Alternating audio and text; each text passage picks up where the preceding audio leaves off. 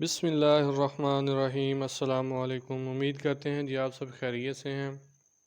आज एक नई रेसिपी के साथ आपकी खिदमत में हाज़िर हुए हैं जी। आज हम बनाने जा रहे हैं आलू गोश्त। तो बहुत ही मज़े का इंशाल्लाह ये बनेगा।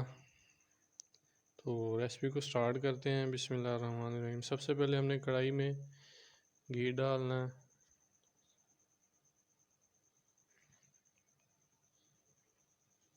घी ऐड कर दिया हमने, इसको अच्छी तरह गर्म करते हैं। गर्म होने के बाद हम इसमें प्याज ऐड करेंगे। अच्छा जी, हमारा घी अच्छी तरह गर्म हो चुका है। अब हम इसमें प्याज डालने लगे हैं जी।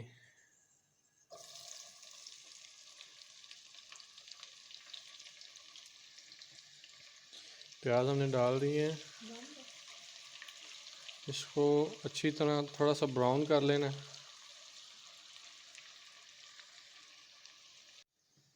अच्छा जी, हमारा जो प्याज है वो ब्राउन हो चुका है।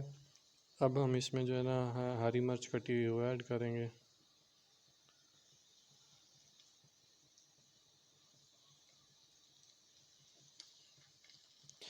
इसके बाद लहसुन अदरक का पेस्ट है जी, ये हमने 1 टीस्पून जो है ना इसमें ऐड करना है।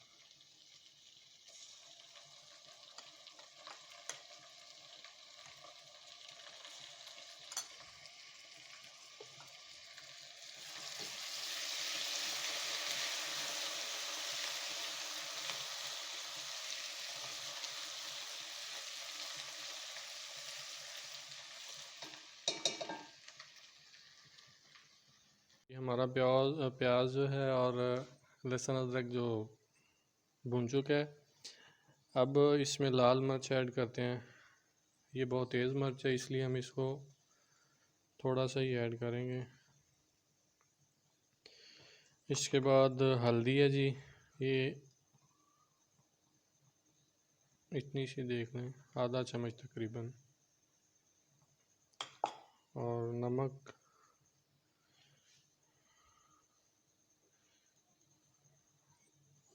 ये हमने नमक ऐड कर दिया। थोड़ा सा और डाल देते हैं। अब इन मसालों को भूनते हैं अच्छी तरह से।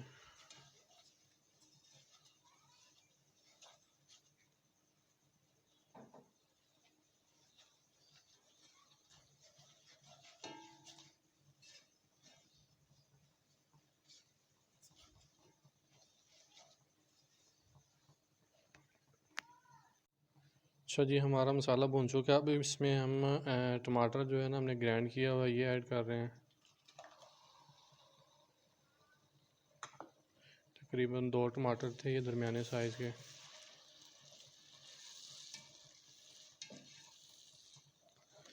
इसको हमने अच्छी तरह भून लेना है। प्याज इसमें अच्छी तरह मिक्स हो जाएगा, ये ग्रेवी की शक्ल बन जाएगी सारी। तो अब इसको भूनने के लिए छोड़ देते हैं, तकरीबन 3 से 4 मिनट लगेंगे। ले जी, अच्छी तरह मसाला भून चुका है। अब इसमें थोड़ा सा पानी ऐड करते हैं।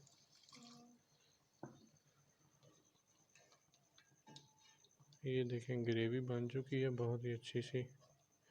प्याज और मतलब सारी चीज़ें घुल गई हैं इसमें।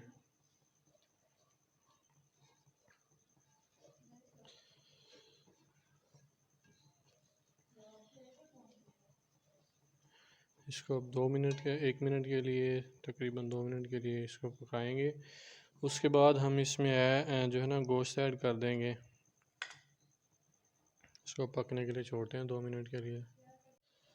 अच्छा जी, मसाला हमारा अच्छी तरह भून चुका है। अब इसमें हमने आधा किलो गोश्त ऐड करना है जी।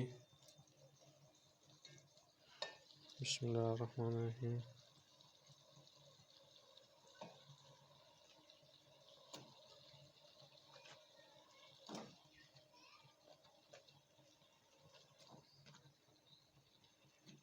ये हमने गोश्त ऐड कर दिया है। इसको हमने अच्छी तरह भून लेना है। और भूनने के लिए इसकी आंच हमें तेज़ करनी पड़ेगी। गोश्त आपने जब भी भूनना है तेज़ आंच पे भूने। हमने आंच तेज़ कर दी है जी। इसको तकरीबन 5 से 7 मिनट तक भूनते हैं। इसकी भुनाई करेंगे अच्छी तरह। ले जी, हमारा जो है गोश्त भून चुका है अच्छी तरह। अब इसमें हम आलू डाल रहे हैं जी। ये 3 आलू थे दरमियाने साइज़ के।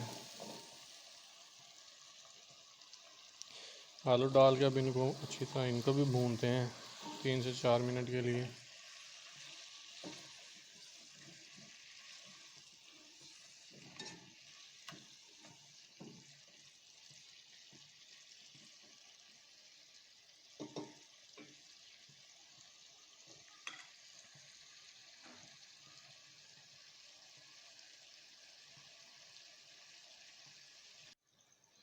अच्छा जी, ये हमारा सालन जो है अच्छी तरह भून चुका है, आलू और गोश्त जो है।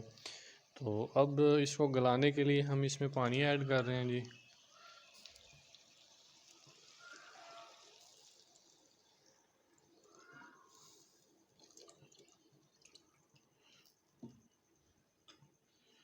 ये पानी ऐड हो गया। कलर देखिए माशाल्लाह बेहतरीन किस्म का कलर आ गया। अब हमने इसको गलाना है और इसके ऊपर ढक्कन रखेंगे। ढक्कन रखने के बाद जी इसको हमने इसकी आंच को हमने हल्का कर देना है। जब भी गोश्त वगैरह गलाना हो तो हल्की आंच पे गलाएं ताकि अंदर तक ये गल जाए। तो अब इसको 5 से 7 मिनट और देंगे और ये अच्छी तरह गल जाएगा। तो उसके बाद फिर दिखाते हैं जी इंशाल्लाह कैसा बनता है जी। अच्छा जी, इसमें हम थोड़ा सा ना ज़ीरा ऐड कर रहे हैं खुशबू के लिए। तो इसकी काफ़ी अच्छी खुशबू आएगी। अब इसको पकने देते हैं अच्छी तरह 5 से 7 मिनट के लिए। ले जी, 5 से 7 मिनट हो गए हैं, हमने इसको गलने के लिए रखा था। तो अब चेक करते हैं जी। बिस्मिल्लाहिर्रहमानिर्रहीम।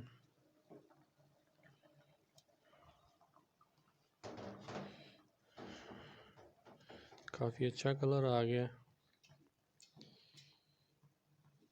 आलू।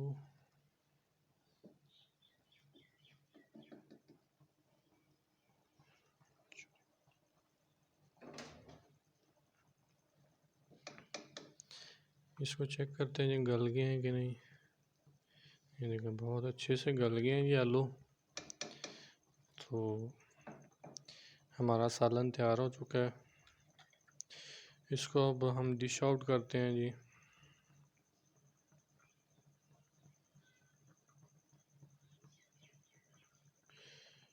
चूल्हे को बंद करते हैं। ले जी, हमारा जो आलू गोश्त का सालन है वो हमने डिश आउट कर लिया। तो माशाल्लाह बहुत ही अच्छा कलर आया और इसकी खुशबू भी काफ़ी अच्छी है और टेस्ट भी इंशाल्लाह काफ़ी अच्छा होगा। आप लोगों से यानी गुजारिश है कि आप इसको ज़रूर ट्राई कीजिएगा और हमें आगाह कीजिएगा आपको हमारी ये रेसिपी कैसी लगी है कमेंट करके। और अगर आप हमारे चैनल पे न्यू हैं तो हमारे चैनल को सब्सक्राइब लाजमी करें।